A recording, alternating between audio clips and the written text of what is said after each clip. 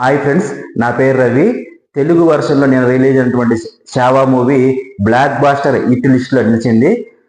Vicky Kaushal and Rashmika Mandanna నటించినటువంటి ఈ చిత్రము పాన్ ఇండియా చిత్రంగా ఆల్రెడీ ఫిబ్రవరిలో రిలీజ్ అయింది. కానీ తెలుగు వర్షన్ మాత్రం నేను రిలీజ్ అయింది. పాన్ ఇండియా చిత్రంగా రిలీజ్ అయినటువంటి ఈ చిత్రము దరిదాపుల 500 కోట్ల పైన గ్రాస్ అయితే సాధించింది. నిన్న తెలుగు వర్షన్లో రిలీజ్ అయినటువంటి చావా మూవీ తెలుగు వర్షన్లో కూడా ఇటు తాగుతూ దూసుకెళ్తుంది. నా రేటింగ్ అయితే అవుట్ ఆఫ్ 5కి 3.25 ఇస్తాను.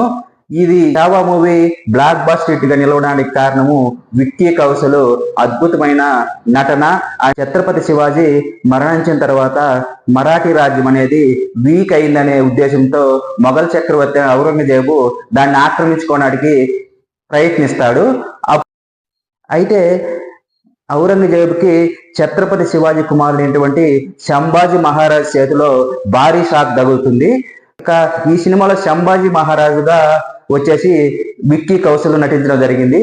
అద్భుతమైన యుద్ధ సన్నివేశాలతో ఈ చిత్రం హైలైట్ గా నిలిచింది.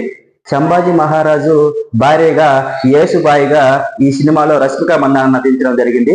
రష్మిక మందానికి పాన్ ఇండియా సినిమాగా వరుసగా ఇది 3వ block buster. Animal, Pushpa 2 and ఈ చిత్రం చావా మూవీ అనేది 3rd బ్లాక్ బస్టర్ హిట్ గా రష్మిక మందానికి పాన్ ఇండియా చిత్రంగా పేరు తెచ్చింది.